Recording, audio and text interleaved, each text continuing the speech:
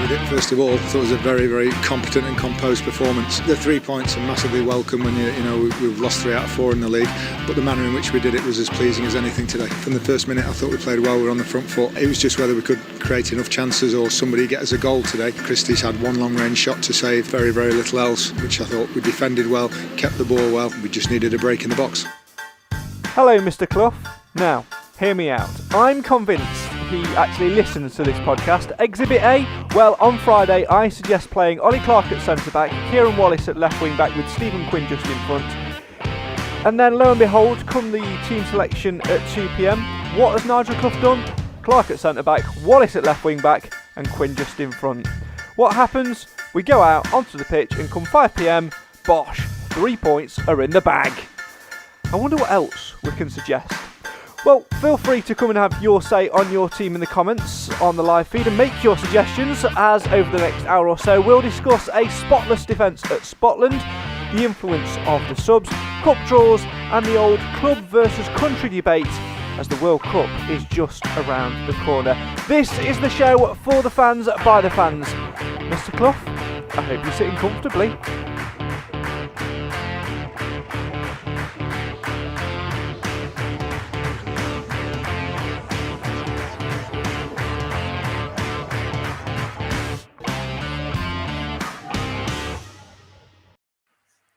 Hello, good evening, and by the way, if we'd have lost on Saturday at Rochdale and I'd have made those suggestions on Friday night, this episode would have been called something completely different and we completely would not have talked about it. But hey, what did I tell you? Clark at centre-back, Wallace at left wing-back, Quinn just in front. It's a recipe for success, or at least it was on Saturday anyway. Welcome to the Mansfield Matters podcast, the show for the fans, by the fans. Why?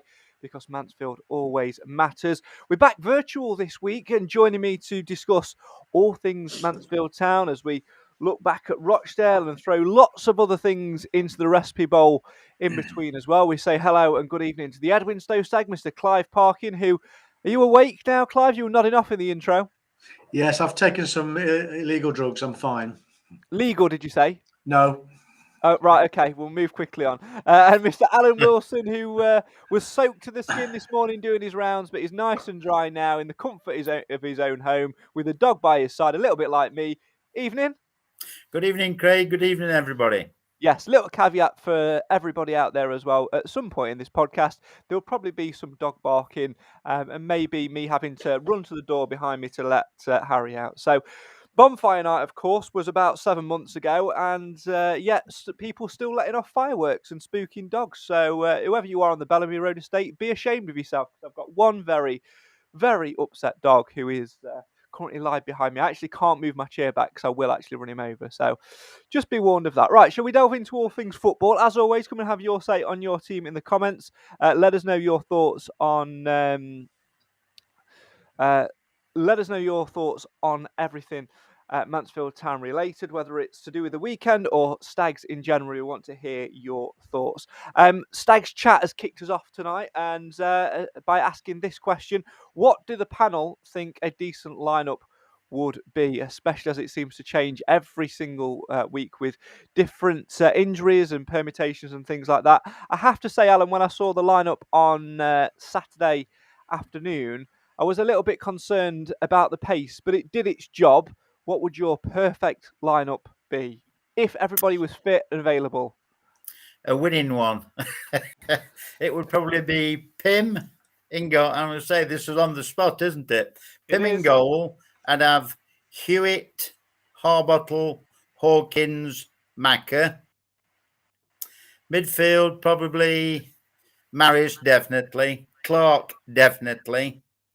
Lapsley and probably Boateng and Oates and probably Akins, because he might be very, very good foil for Oatesy. That he might. Well, there we go. Clive, over to you. This is assuming that all of our players that are currently not available are avavel, is it? This is the fantasy we're indulging in, is it? Yeah. Because I don't ever foresee a time when all of our players are available. I think Alan's got it about right there. I think it's easy to pick the weakness. Perch obviously worries me because of his lack of pace and some of his decision making. I have to say he's been poor. I think Gordon's form was a bit troublesome. But and for that reason, I was pleased to see Alan put it in the side. But I think we do have this huge dependency on Macca, and when he's not there, we have to cobble together an alternative. The cobbled together alternative performed very well at Spotland, despite my view. I thought it was going to be poor, but they did very well. But I think that was because the team worked a lot harder, or I think they worked a lot harder on Saturday than they had in the previous games. And the harder you work, the luckier you get, in my view of football. And so, at the very least, we want as fans is if we can't have a team, we want the team that's out there socks off. And I thought they did that. Yeah, I mean, if I'm going to put mine together, this might shock Alan because, as you know, Mr. Wilson, I'm a big advocate of the wing backs at times, especially at home. But actually, if I was going to be picking based on that scenario of everybody available, no injuries, no suspensions, that sort of thing, the luxury, if you like, of choice, it'd be a 4-3-3, to be honest, which would be Pim in goal, obviously, because CP number one, why wouldn't you? Back four of Hewitt. I'll go Hewitt, O'Toole, Hawkins, McLaughlin. A midfield of Clark, Maris, and Boateng, with a front three of Bowery, Oates, and Law. It weren't expecting yeah. A few surprises in there for you. Not really, because like Nigel said before, and we've said many a time, it was nice to see Wallace get a game. I was seeing the highlights back, and I was listening to the match on iFollow, and they just sent a better balance to me. From when they were talking and the highlights that I've watched, it just sent a very good balanced side. Moving in the right direction each time. It weren't here, there, and everywhere. They sent to be whether it's formation, call it what you like. They just sent to be a togetherness. And like Clive says, from what I saw, they did work hard, but they had to because they had to get a result. Yeah, they certainly do. It's one of those things where I think if Clough does have the luxury of choice available, I think he's probably got too many and can't quite work it out. But we'll wait and see if Clough does listen to this podcast when everybody is available by way of that team selection. Alan, I'm going to come back to you for a second. Obviously, you mentioned Kieran Wallace there. I mentioned it on Friday when we was on with Nick of Mansfield Town Shirts fame. Again, I think he really proved a lot of people wrong on Saturday. I think the only problem I'd got with Wallace is sometimes he's a bit too eager. He like jumps in, and there's always chance of a card. I know there's one or two others in the same boat, but I think he was more professional on Saturday. He knew he was going to be in the team. He knew, obviously, when Macca said that he couldn't get in, whatever, is injured. He knew he was in the team, so he got time to settle down. And he played a very good part. Although he took him off in the end and put Hewitt at left back. But what he did well.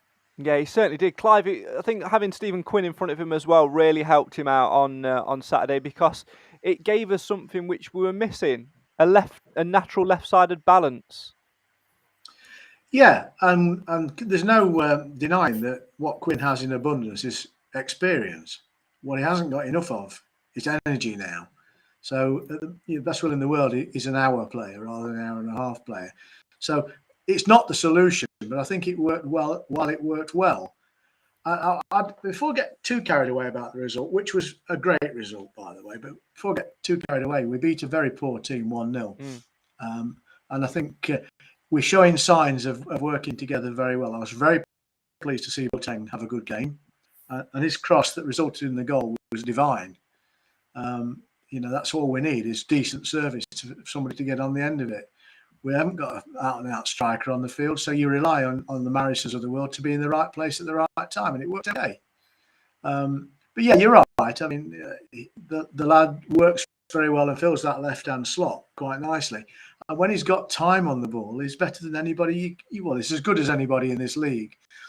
Unfortunately, he doesn't get an awful lot of time on the ball now, and he and others have been caught out recently on the ball. So I think it's not the perfect solution, but it's better to have him than not, especially with Maccabee out of action.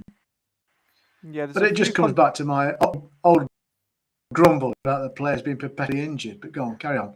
There's a few concerns over McLaughlin as to how long he will actually be missing for. I'm sure Clough mentioned a couple of weeks ago that it'd be about 2 weeks, but again, it's that old question about cover. Although I felt Wallace did a very good job there. I am in agreement though with Clive that he doesn't have the energy to last 90 minutes, but that's where your utility players come in to sort of settle in. That's where you can sort of stick Barry at left wing back for the last half an hour or so. That's where you can maybe look at Jason Law, or maybe looking to go to a back four and put in Stewart at left back, who seems to do an admirable job when he's at left back, not so much as left wing back. Two very different positions, of course.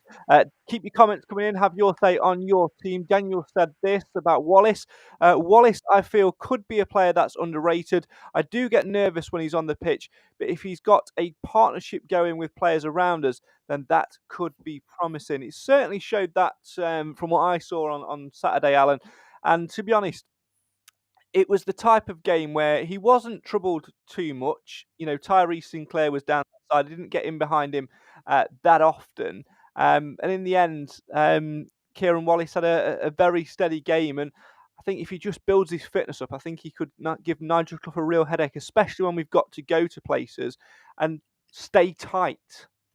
Yeah, because, I mean, and at the end of the day, the more games he gets, I mean, it's common sense, really, isn't it? He's going to get fitter. The more games he gets, you know, he's going to start to last 90 minutes, especially if he's, you know, doing it week in, week out. He'll make that position his own while Macca's out.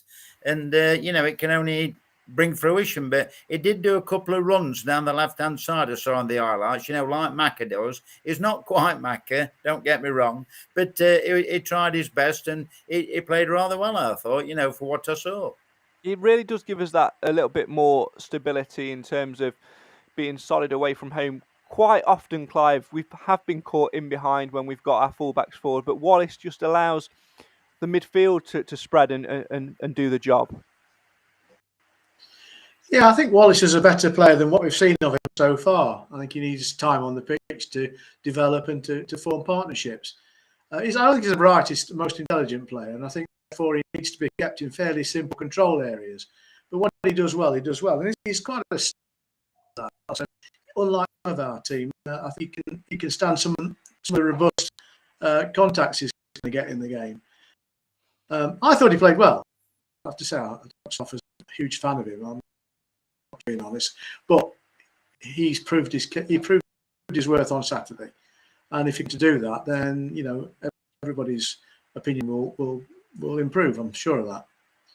Every squad needs a utility player, that sort of player to come and sit in and do a job when required. Not somebody that's going to start week in, week out. The sort of player that's just going to come in, do the job and get on with it. And I think he ticks that box tremendously for me. Daniel adds, he comes across as a little bit timid, even from when he gave his first interview. Maybe it's confidence, quite possibly. I mean, I don't know if you saw it, Alan, but he gave an interview on iFollow a couple of weeks ago, and he just basically said, I'm not the fittest, I'm not the most mobile, but I'll edit, I'll kick it, I'll get stuck in. And do you know what?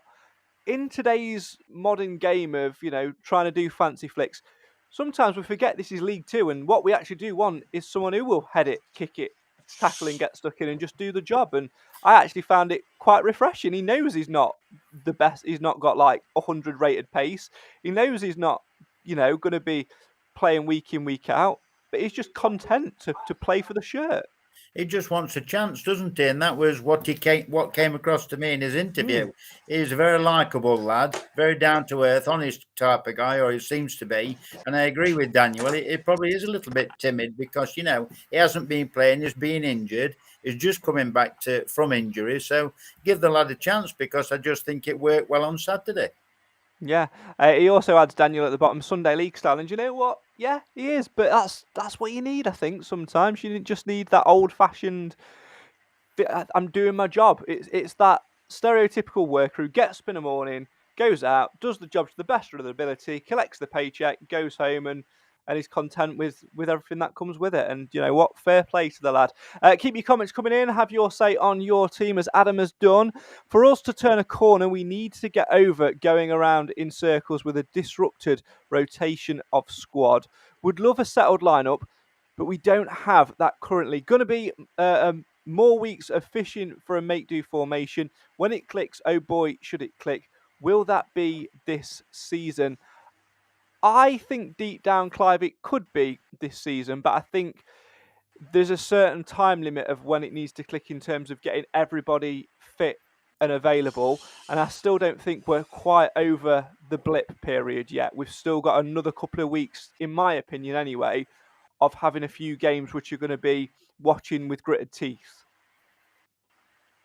Yeah, and whilst it might not be the best football in the world, if we were every game 1-0 by scratching out results like we did on Saturday, we get promoted. So let's not knock. And the fans are just as happy to scrape through an away win as they are to create something beautiful. At the end of the day, it's the 3 points won. I don't think we're anywhere near our best, if I'm being honest. I think we're compensating by being flexible, and the work rate's improved. And I don't think it's as simple as saying when Oakes is back, the world's a better place, because there's no guarantee he'll come back as good as he went out. In fact, I'd be surprised if he was able to perform well when he next pulls on a shirt. But we are missing pace in those areas at the moment that would open up defences. Hence, we're never going to score a hatful of goals, in my opinion, when we work the way we do. So Alan and I both said at one point later, we're going to take someone's trousers down. We're going to really going to thrash somebody, because we were playing good football earlier in the season. That seems to have dried up a little bit. And of course, we've encountered some good sides in the last few weeks. Sweden, the best side I've seen this season. And I think Bradford did a superb job of squashing our team. I mean, they were very cynical, very much time wasting, but they did a job on us. They clearly knew where our weaknesses lie. So when we're playing decent sides, I'm not sure we're good enough at the moment. And if we don't win against the Rochdales and Harrogates, that's the measure. So I think the Harrogate game is the acid test for us this season. How we perform at Harrogate, a team we've never done well against, is a real measure of how much progress we've made in this period when we aren't perfectly suited. Yeah, I think I'd agree with that, Alan. Yeah, I can't fault anything Clive has said, but I disagree slightly with the, such as when Oates comes back. I know he won't be firing on all cylinders. You've got to give him 8-10 weeks, to get back to full fitness. But the teams that we play, whether it's Swindon, Bradford, this is only my opinion, when Oates is fully fit, or, even Swan, if you put that little slide through pass through to Swan or Oates to get onto, they've got to change their way against us, and then that will suit Mansfield. So I'm really looking forward to Oatesy coming back. But I take on point what Clive said. I did say that somebody would get a good idea. I didn't say they'd have the pants down. Same thing. Matt's the same thing. It's a colloquialism, Alan. Yes, I know. Don't look for anything more than that in that saying. But we are, we have collectively enough talent in our squad, in my opinion, to get out of this league. But we've not had the squad together for any length of time this season. Which is my constant gripe about brittle players. We've never known a team have so many as a percentage of the small squad unavailable due to injury and illness. It strikes me that Swan sees us twice and is out for a fortnight, and of course Mac has gone down with something strange, a completely freakish and fluke injury afflicted Oates. Not much you could say about that, but then you chuck in a couple of old players, and they're going to pull muscles and strain themselves from time to time. So, in my hum, we lack a little bit of pace and a little bit of youth, and I think, to pick up on one of the comments, a consistent shape. And at the moment, I have some sympathy with Clough. He can't be that consistent because he's forever patching up. Yeah, it's only going to get more difficult this weekend by virtue of the fact that some of the substitutions on Saturday at Rochdale were impacted by injuries. You know, the plan is always to take Stephen Quinn off after about an hour because he can't last 90 minutes. I'm sure there's some blue little pills that you can get. I'm sure one of you still know more about that. Ollie Clark also went off. I'm sure I don't. Ollie Clark also went off with, I think, a knee injury, which is a bit concerning. Riley Harbottle still probably not in contention for Saturday. McLaughlin also doubtful for Saturday as well. I think the biggest shame there, Alan, is the injury impact to Ollie Clark because, again, we're 22 minutes in. Shame Nathan's not joined us tonight because I'm sure he would have loved to taken part in this conversation. In fact, me and Cam purposely went and saw him at halftime on Saturday to have a conversation about Mr. Clark because he really was, captain centre-half fantastic. He was absolutely phenomenal at centre-half. An absolute natural fit for a three at the back shape, ball-playing defender, little bit of pace, calm, composed, experienced too. Yeah, quality player. I've always said the same. He always gives 100% when he puts that shirt on. Sometimes it can be a little bit like Wallace, where there's a yellow or a red card likely to happen with his, vivacious tackle, shall we say. But I think he's calmed down slightly, and I think it suits him at the back, where he's not the battling midfield, where he's likely to get a tackle in that, looks a bit suspect, 50-50 or 60-40, shall we say. But, he played well, and you can't knock him for that. No, you certainly can't. Martin says, January requirements, 2 wingers, forget about wing backs, 2 centre-backs. Sorry, it's about time Perch hung his boots up. Never been the same player since his injury, to be fair, James Perchin. Not naturally the fastest in the world, and I think just at the moment he's slightly unlucky that he's being exposed for his pace a little bit. I think people have been asking questions about O'Toole as well this season. Clive picked up a little thing from Clough today in his interview that he's also on the injury doubt list with I think a bruised foot or a bruised toe.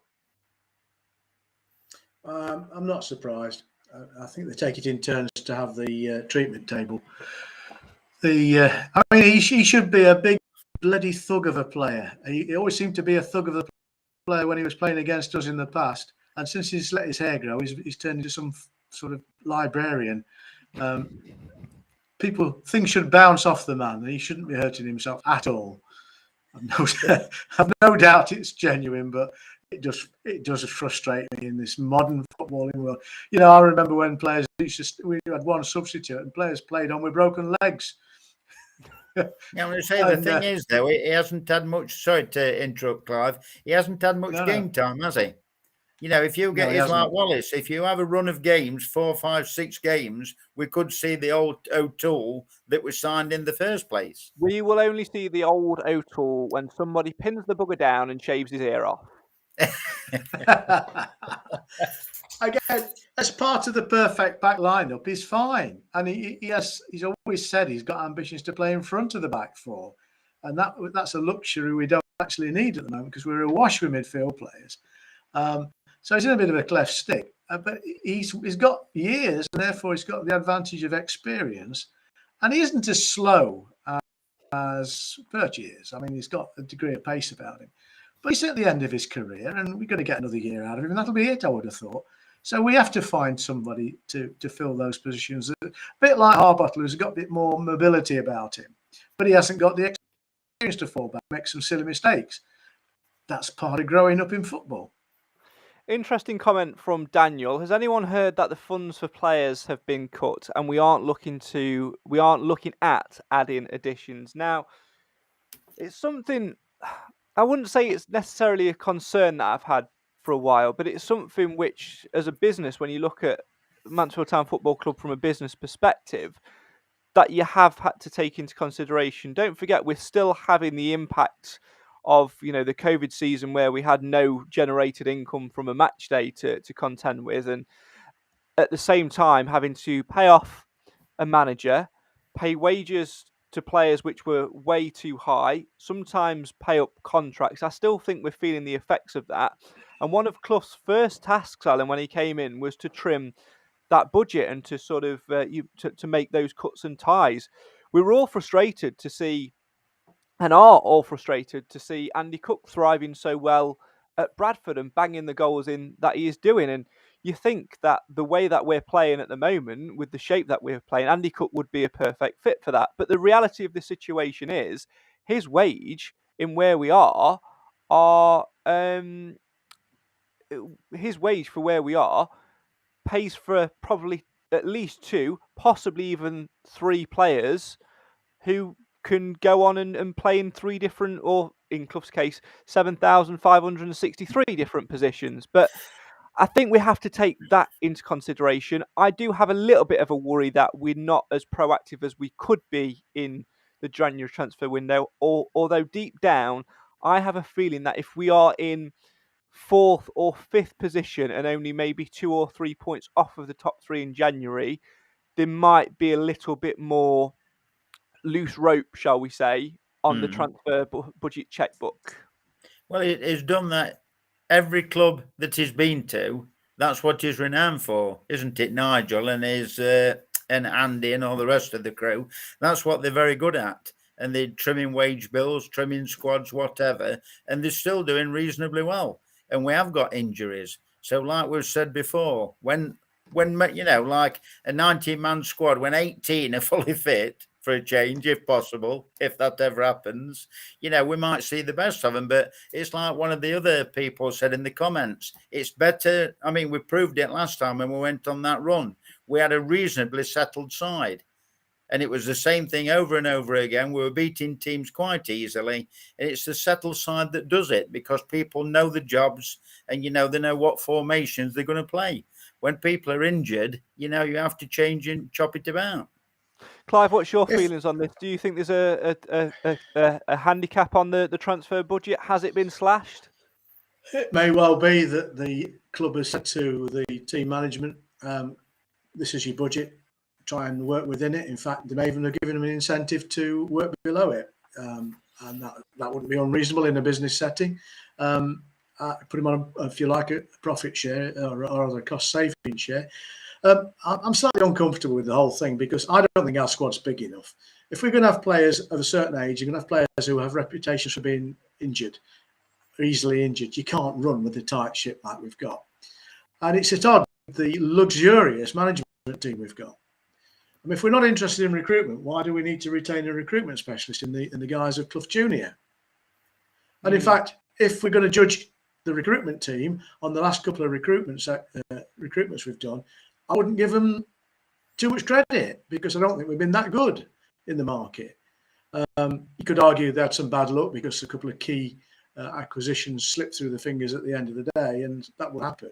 But we've actually bought, in panic situations, some fairly ordinary players in that haven't really added quality to the side. So I'm not having a go at anybody in particular, but I think as a club, if we're running on a tight budget, then you look everywhere, not just on your playing staff.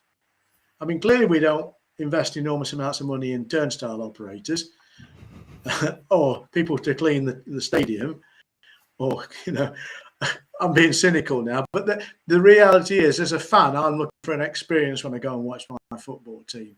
And that's coloured by all sorts of things, not just success on the pitch. And I think the club's made enormous strides since it's been owned by Radford. And it's credit to the fact that he's been prepared to bankroll some of these things. But I think for the last couple of years, that's stopped.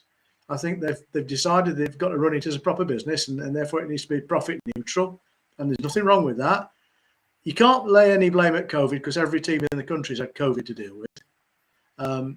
It came at the wrong time, possibly at the time when we were trying to save money and get rid of some players who were on inappropriate salaries. And it's a transition, and I'm guessing we're still in that transition. That's why I won't slag Clough off too much, because I think we're still halfway through that rebuilding process. But as fans, we're naturally impatient. We want to get success this year. Yeah, I think that you've got to look at that as well, because you look at Stevenage, for example, this season. They've invested a lot of money in the summer. They've brought players in on big money and with good reputations, and it's paying dividends for them at the moment because they are where they are and they're a very dangerous team. And they will probably, as annoying it is, will probably get another promotion on Evans's CV. But where will they be in 3-4 years' time when Evans ultimately decides to take another job, probably goes via China and Waitrose, and they can't sustain that budget? They'll probably drop down a couple of divisions and it won't work. We've got to invest in the long-term future of this club. We've been in the position where we throw money at it. It hasn't worked. Now we've got to trim it back, and now we've got to get good players in, which we've got a very good squad of good players in, on the right money to go and manage it. And I think we are doing that superbly well. I do have questions over whether or not we need the amount of staff that we've got for where we are, because in terms of recruitment, we're not recruiting, heavily in each transfer window. We're just getting by with what we've got. So there are those questions there, but I guess we will see where we are at the end of the season. It probably would be very different if we hadn't have had those injuries and we'd have, kept on winning and things like that, and we were top of the league. We'd be thinking, oh, everything's fine and dandy, but it's just about where you are. It's a long old season in football, a long old season. Let's go back. I think I could do the recruitment job. All you need is a season ticket for Burton Albion. Very cynical tonight, Clive. Very cynical. Daniel asks, what was the meaning behind that bright future sign that was posted by the Stags? Alan, you having new light bulbs fitted in the PA box? Nah, I doubt that very much. A new candle. I doubt that very much, mate. Can't be that then. Will says he gets a lot out of the players, but we play every game like a cup final. You invite injuries with that style. Plus, they don't really have the composure to go from 100 miles an hour chasing the ball down to calm on the ball. We have a big wage bill chairman has fully supported Clough. And Will also adds playing 3 strikers at the back is a joke. I think we've covered that one too many times now, to be honest. Adam says, having to go at all the professionals today, Clive. I won't give you opportunity to slag anybody else off because it might come my way. I think he's taking offence because I had to go at librarians. I think that's the problem. I've upset him over librarians. I'm ever so sorry. Will also asks, we have the fourth. He also adds, we have the 4th biggest budget. Just checked. I don't want to get into a debate, and I do believe that our budget will be still up there. I would question the accuracy of the stats, though, from where they come from, because unless it's the club's own secretaries publishing the exact details of what wage bill is going out where, all of that is hindsight. My opinion on how much one player might be valued at or how much they may be earning may be completely different to the reality of the situation. So anyway, let's move on and talk all things cup runs. Before we do, of course, Harrogate away on Saturday. Still some seats on the SSA coaches. 11:15 it departs One Call Stadium. £15 for Amber members, £20 for Blue members, £25 for non-members, and Alan Wilson's got the number you need. 07967 689 597. Right, let's move on to all things cups then. Sheffield Wednesday in the FA Cup. It's going to be a Saturday afternoon, 3 o'clock kickoff, and Alan, you're gutted. Yes, can't go. But never mind, not to worry. I shall be listening. There we go. I have to say, Clive, got to take our hats off to them.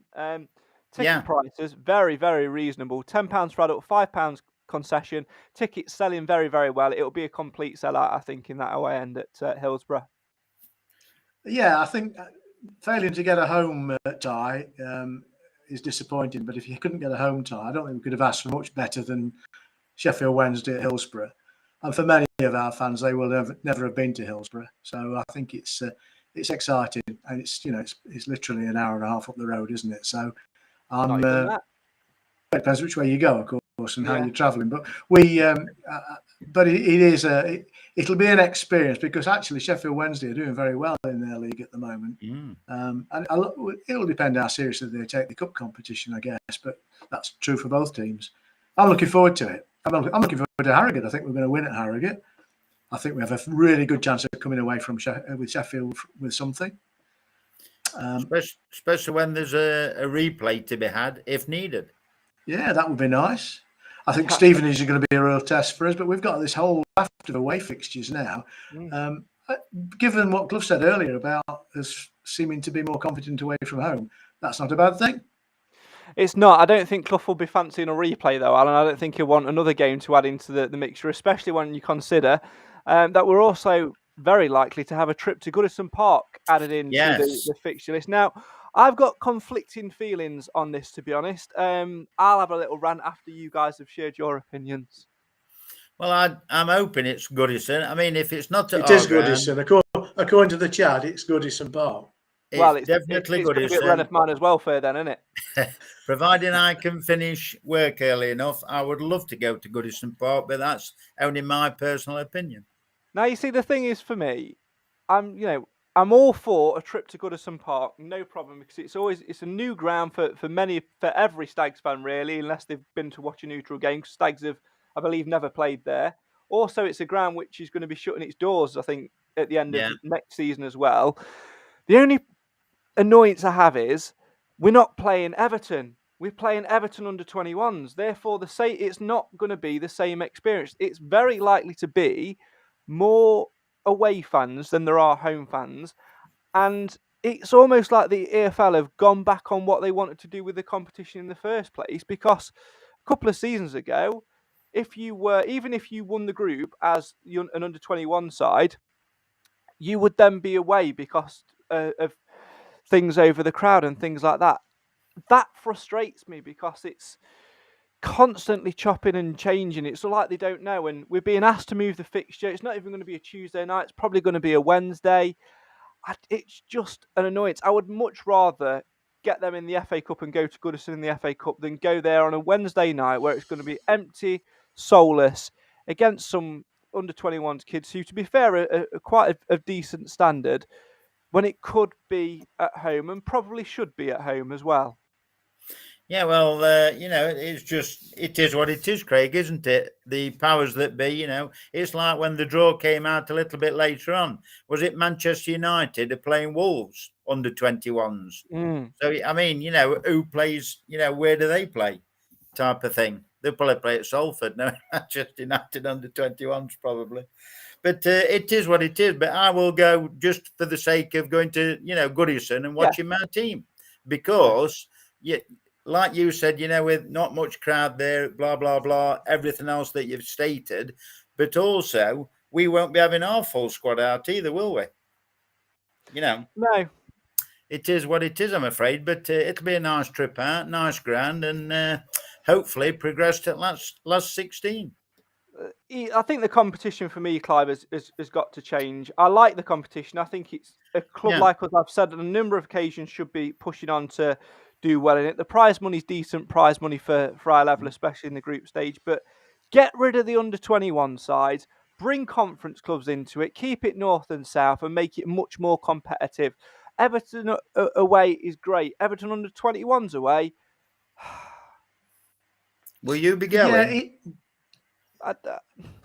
You don't know. I'm going. I should be going. I mean, the thing is, for the same reason as you, Alan, I've not been to Goodison Park, and this is the one and only chance that Stags fans are going to have to visit Goodison Park, because it's the last. Is it the last season they're playing there?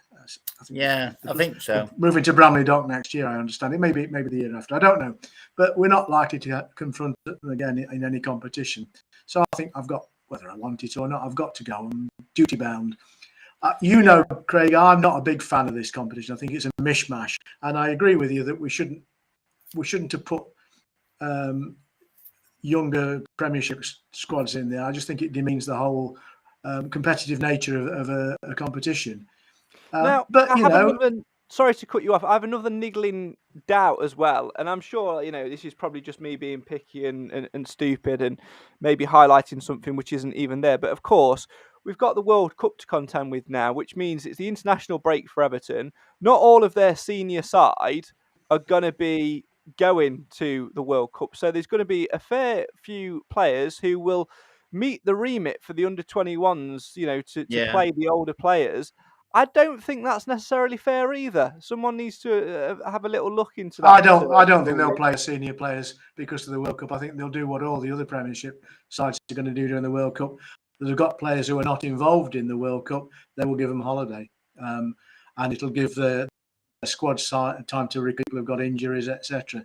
I don't think as a club with a proper construct around its youth development, they would want to deviate from their normal methods of putting predominantly a development side together for these competitions. Otherwise, what's the point in them entering it? Anthony Gordon's done well, hasn't he? I remember him a few years ago being at Phil Mill, at One Call Stadium, sorry. And now he's in their first team, isn't he? Yeah. And I mean, that's the benefit, I think, of any large club that's got a pyramid of development taking place, is sooner or later you want to see something come out of there. But no less do we. We've probably not quite there yet, but I mean, the investment that our club has made in the youth development, we're getting a lot of players who are getting actively involved in very good competitive levels of football. But what worries me is we're not seeing any of them even get on the bench, let alone getting any time in the first team squad. Now, maybe I'm being impatient. Maybe it's a 6 or 7 year cycle. I don't know. I think it will come. Yeah, I hope even so, if it's a 6 otherwise... or 7 year cycle, then the players that were at the start of that 6 or 7 year cycle are, past the prime. It's almost like the Jason Law situation, isn't it? Everyone looks at him as a young player. Actually, no, he's prime footballing age. Anyway, let's move on. I'm going to take a break from all things on the pitch for a second and all things Mansfield Town to give a little shout out to a special event which is happening in January for a good old mate of mine, friend of the podcast and everybody's joint favourite Wilson, Lee Wilson, of course, with the Lashes Foundation, in conjunction with Superstar Speakers. They are going to be presenting a event. Well, it's the Dean Windass one, isn't it? I just scrolling down, Alan, to read it. An evening with 3 of the best sporting speakers around. The Lashes Foundation, for the first time ever, bring to Mansfield 3 of the nation's favourite sporting speakers all together on one night. Football fans need no introduction to the sporting speakers for this event, as they take you back through their careers and enjoy some great stories and banter throughout the evening. The exclusive show will see a live and unscripted interview with 3 ex-Premier League footballers reminiscing about those glorious football memories, old and new, and get a real-life insight into the life of a Premier League footballer. Who knows what will happen when the legends take to the stage in Mansfield to give you the off-camera stories as well. So if you want tickets for that, it's in January at John Fretwell Centre. You'll find the link that you need in the Lashes Foundation Facebook group. It's in the evening with Dean Saunders, Dean Windass and Mark Crossley. So there's bound to be a Brian Clough story in there somewhere as well. So, right, let's move back to all things Mansfield Town Show. Please do go and support that fantastic event as well. Podcast predictions time, and Alan, I've got some news for you. I've been knocked off my perch. Not quite. Oh, you are now joint leader. Well, I know it wouldn't last long. Somebody on the same amount of points as you, but I'm not going to tell you who until the end of the month. So, with that enjoyed the ride while it lasted. There you go. With that in mind, Harrogate away. Alan, you're up first for podcast predictions this week. Mansfield Town win 2-0, 39th minute. What I should have done is ask my wife, because Saturday we're listening to the football and she says Mansfield Town 1-0, 67th minute. You're only a minute off. Well, you'd have got big points there. Big points. Yeah. Clive, I'm going to come to you next. Mansfield Town win 1-0, 16 minutes. I'm going to rock the boat slightly, having never really done well at Harrogate. And with that in mind, with possibly a few players out injured as well, I am going to go for a 1-1 draw and the first goal in the 57th minute. Oh. We'll get Nathan and Cam's predictions in the group chat. We'll post them on our social media later on in the week. If you want to get involved, make sure you use the link in the description, and you must do it no later than 1 hour and 1 minute before kickoff on Saturday afternoon. Reminder, if you want to travel to Harrogate with the SSA, still some spaces on the coaches with all the important details you need, aka the phone number to book your seat. Here is the voice of the Stags. It's Mr. Alan Wilson. 07967 689 597. Adam asks in the comments, who is joint points with Alan? Reveal. No, you'll have to wait and see. Any other business that you want to flag up this week? Clive, you've had a grump at everyone tonight, and we've loved it. The viewers have loved it. I've enjoyed it. So come on, this is the time. You've got about 2 minutes. Listen, I'm sick to death of being spoken about as a happy clapper, so that's why I've deliberately gone down the grump route tonight.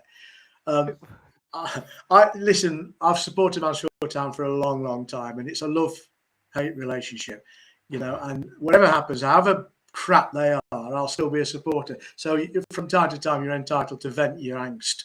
And generally speaking, we're having a decent season. We're better this point this season than we were last year, and we came perilously close to being promoted last year. So I haven't given up at all. I'm slightly worried about certain things, notably the size of the squad and the lack of fitness across the squad. But other than that, I'm still optimistic that we'll finish up where we want to be, which is promoted. So in terms of any other grumbles, none. An observation.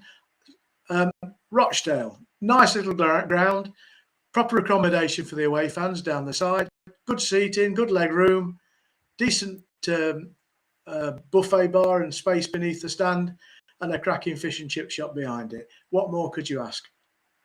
Alan, anything you want to add? I mean, do you want to be taken over by Clive? Do you want to turn from Mr. Happy, Smiley, Lappy, Jolly Santa that you are to... Well, I just my first match was in 1969. My dad said, if they win against West Ham, I'll take you to the next match, which he did, and I've been supporting Stags ever since. And same as Clive, win, lose, or draw, I will always bleed yellow and blue. I always will. But there was one thing I liked on Saturday, that 15-year-old coming on. If you're good enough, you're old enough. Which 15-year-old was that? On Saturday for Rochdale. Oh, right. I'm going to say, did we bring a 15-year-old on? Yeah. I'm just having a look at. I'm just having a look at the top of our screen. Let me just have a look at the top. 15-year-old he was, Craig. Yeah, just look at the top of the screen. No, it still reads Mansfield Matters, not Rochdale Ramblings. No, but I just thought it was very good. 15-year-old. I always remember Paul Holland making his debut, and he was only a young lad. If you're good enough, you're old enough. Oh, there you go. As much as I have a tongue-in-cheek dig at Alan there for diverting away from all things Mansfield Town, guess what I'm going to do now? Do the same. Yeah, shameless self-promotion time. It's the most wonderful time of the year, of course. Yes. Christmas is just around the corner. It is. It is indeed. Alan's got his Santa suit ready. He's going to be out on Christmas Eve delivering all the presents to the boys and girls with Rudolph and his mates on the sleigh. And Mansfield Palace Theatre are presenting a brand new pantomime production this year in the further adventures of Peter Pan, the return of Captain Hook. It's a pantomime sequel. Oh, yes, it is. And I'm delighted that the powers that be here at Mansfield Matters, aka me, have allowed me to go on a dual registration with Mansfield Palace Theatre to launch a brand new podcast called Back in Neverland, which is going behind the scenes of this year's production, speaking to the cast about all things panto, their career, all the backstage gossip and all the stuff in there, along with a bit of fun and games as well thrown in. All you need to do is search for Back in Neverland via all good podcast apps. There's a brand new episode out right now, and there'll be some more episodes coming your way very, very soon indeed. I'm really, really excited about it. Oh, yes, I am. Can't wait to get stuck into some more. And of course, it is Mansfield Town relevant because the excellent Mansfield Town football in the community, with the support of the Stags Supporters Association, take the kids to go and see the panto at Christmas. So there you go. There is a Mansfield Town tie in there. Have I got away with it? I think so. Just about. Just about. There you go. Oh, no, you haven't. Oh yes, I have. Go and search for Back in Neverland Craig. wherever you get your podcasts, and enjoy this festive cracker of a treat. Craig, it's often heard on the terraces that people's opinion of Mansfield Matters, they often say it's a bit of a pantomime.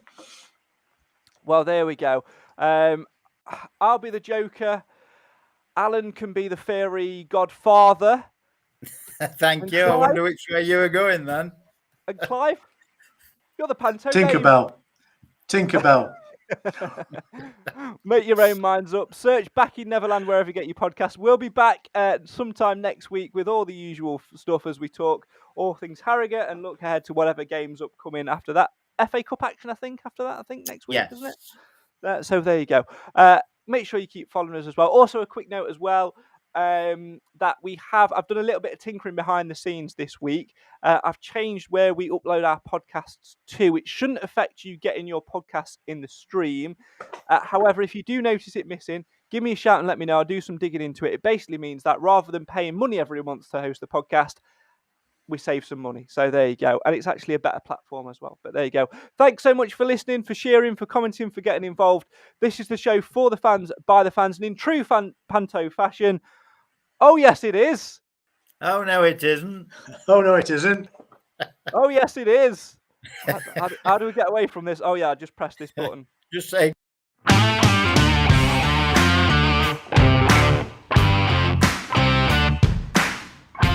Well, that's all we've got time for on this week's Mansfield Matters podcast. Thanks, as always, for getting involved, whether that's by way of a comment or you've just pressed play on Spotify or whatever. Don't forget you can take part in podcast predictions ahead of this weekend's game at Harrogate Town.